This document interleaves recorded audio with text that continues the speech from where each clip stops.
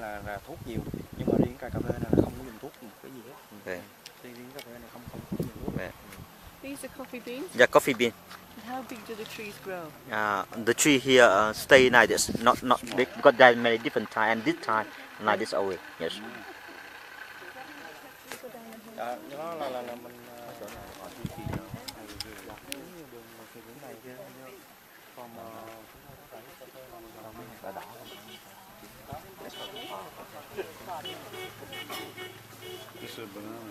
Yeah.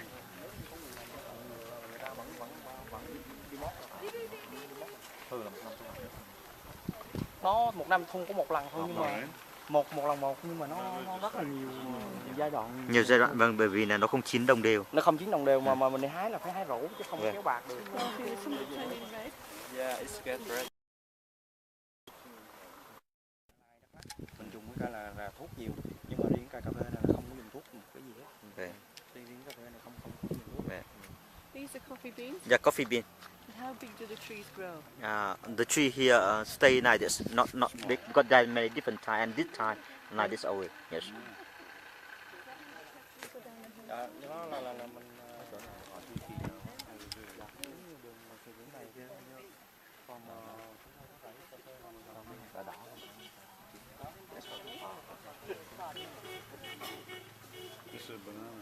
Yeah.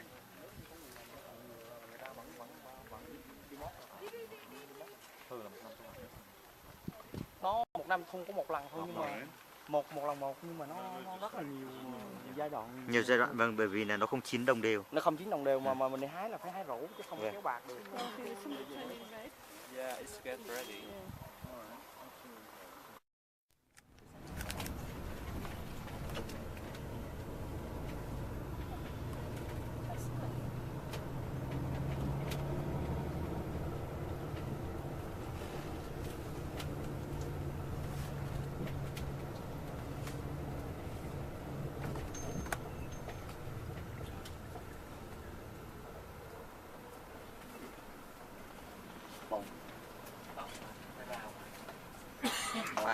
But in transplant, now you look at on the right, by the pockets, the flower, and they carry to another city. Yeah, every day they cut the flower every day, on the early morning. Just a more few kilometers, people living, minority people living on here. But in the end of the 19th century, in the French wars, the French, they want to looking for a good place to train a good place for the relaxation station for their officer, and they have come here. And after a long time for research, and they come here and they think this is the best place to train here, become their. Yeah, we're just going to one let's try one. Let's try our asking about is there a .05 you can Is there a, can you drive if you've been drinking sake?